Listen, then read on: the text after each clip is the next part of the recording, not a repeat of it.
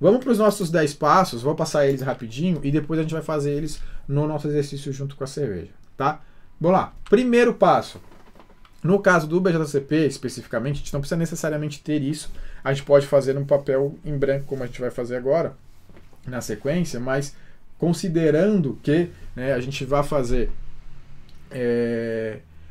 uma análise sensorial ou um concurso que seja, a gente pode pegar uma súmula de cerveja dessa aqui, né, a gente vai colocar nome, estilo da cerveja, a inscrição, isso é característica de BJCP para uma análise sensorial, para avaliação de uma cerveja que poderia, né, eventualmente ser um concurso. A gente pode fazer isso para as nossas, né, se você botar no Google súmula de cerveja BJCP, vai ter um PDF exatamente com essa descrição aqui para você baixar, e você pode imprimir e fazer para cada cerveja sua um desse aqui e guardar, e é válido, tá?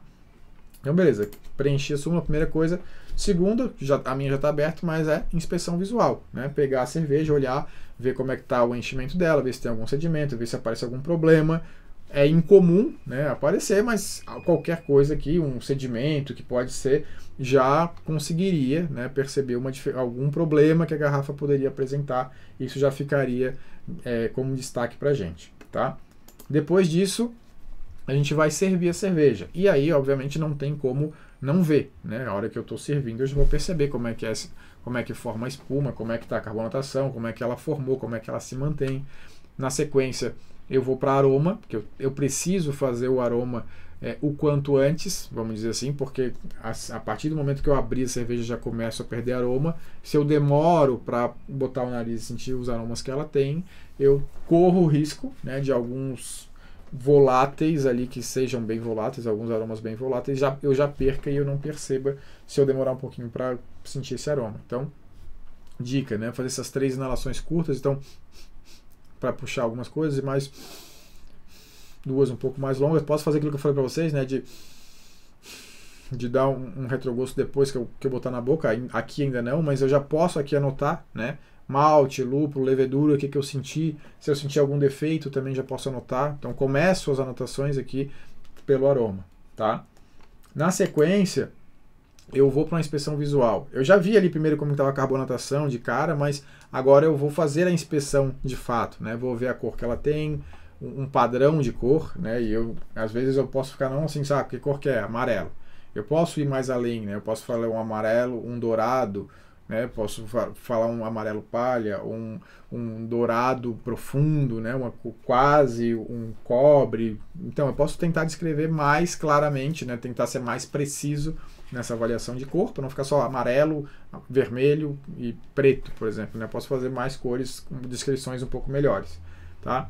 Descrevendo essas características, eu posso dar uma nota.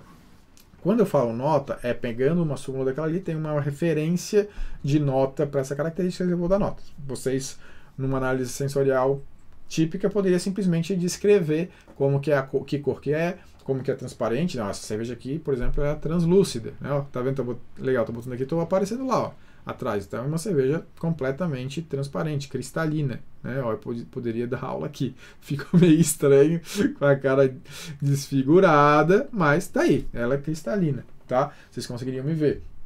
Ela já pode não ser tão cristalina, mas pode ter uma transparência, ela pode ser turva, de eu não conseguir nem olhar o outro lado, né? Pode ser opaca, então isso pode estar variando. Colarinho dessa aqui, por exemplo, já desfez, né? Não estava muito... Teve até uma formação, mas não aguentou muito. É uma cerveja que já tem um tempo de garrafa, está aqui em casa já faz um tempo. Não costumo tomar, mas está na minha geladeira já tem um bom tempo. Mas hoje, para isso, eu trouxe ela. Ela não está nem ruim, mas nesse aspecto ela já perdeu um pouco, tá? Então, descreva as características, anoto, e no caso de uma súmula, eu daria nota para isso também, tá?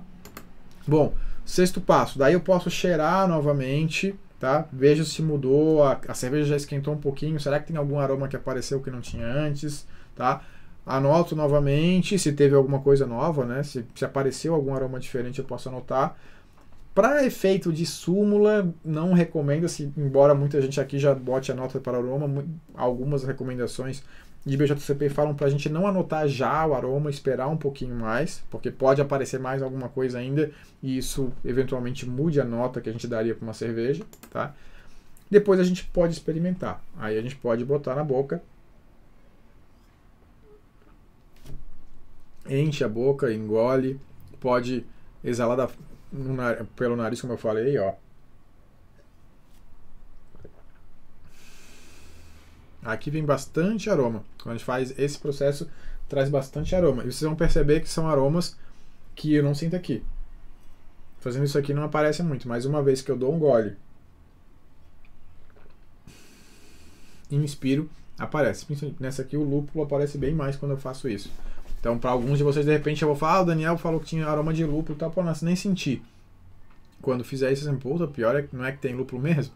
Às vezes aparece, tá? Então, anota essa impressão, né, de aroma, que sentiu um pouco mais, e também depois vai fazer a questão, né, de sabor, né?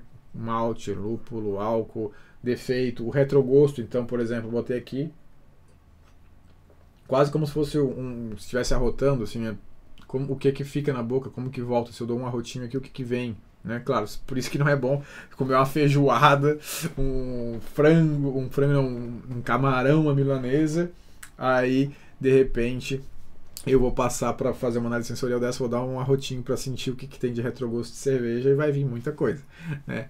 Não é essa a ideia, tá? Não precisa dar nota também nesse aspecto, tá? Para o sabor.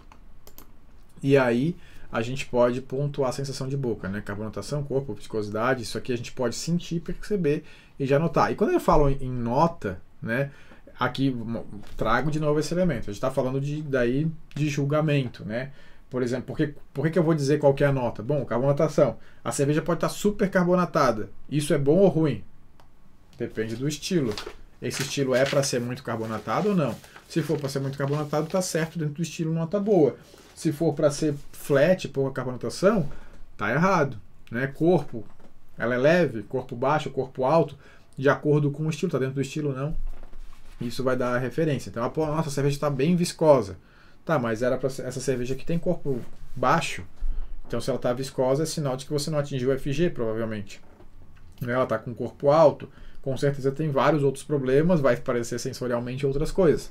Mas aqui perderia ponto nesse aspecto, tá? O que mais? Agora a gente pode ir para uma impressão geral. O que a cerveja tem num contexto geral? Daí eu posso vir aqui de novo, sentir esse aroma de novo, se ele é agradável, se não é. Beber novamente, fazer essa avaliação geral sobre a cerveja, num contexto geral e pensando no estilo. E aí, no caso de avaliação, obviamente, quando a gente está participando de concurso, a gente pode dar também sugestões de melhoria, né? Considerando que tenham ali sensoriais que denotem falhas em processo ou carência de características que a gente esperaria para esse estilo, eu posso dar aqui algumas dicas do que pode ser feito para melhorar, tá? Enquanto juiz, né? Ou, obviamente, você enquanto cervejeiro, o que eu poderia fazer aqui para melhorar a minha cerveja na próxima leva? Anoto aqui. A pontuação, aí mais uma vez, para efeito de avaliação mesmo, de concurso e tal, eu poderia ter dois tipos de estratégia, né, que a gente chama de top-down ou bottom-up, né, de cima para baixo ou de baixo para cima. De baixo para cima, que é a mais comum e que é a que eu utilizo quando eu faço julgamentos, é anotar nota para aroma, para sabor, para sensação de boca, somo todas, tem uma nota final. Alguns juízes, eu não gosto tanto, mas alguns juízes assim, que são muito experientes ou que estão muito acostumados, que já julgaram milhares de cervejas, a hora que ele pega na impressão geral aqui de final e tal, fechou a cerveja, deu todas as descrições, tal, nota, ele já tem uma nota para essa cerveja. Nossa cerveja aqui BJCP é de 0 a 50, né? Essa cerveja aqui é uma cerveja 30. E aí ele meio que já vai dar nota 30 e ele vai distribuir essa nota depois em aroma, sabor, aparência e tudo mais. Ou isso seria top-down, né, de cima para baixo. Bottom-up eu vou pegando essas notas de cada uma das características, depois eu somo e vejo como é que ficou, tá? Então, esses são os 9 passos. O último, né, daí para efeito de juiz, verificar a súmula, conferir se as notas bateram, né, se a sua nota é correta, tal, se preencheu tudo para passar para frente.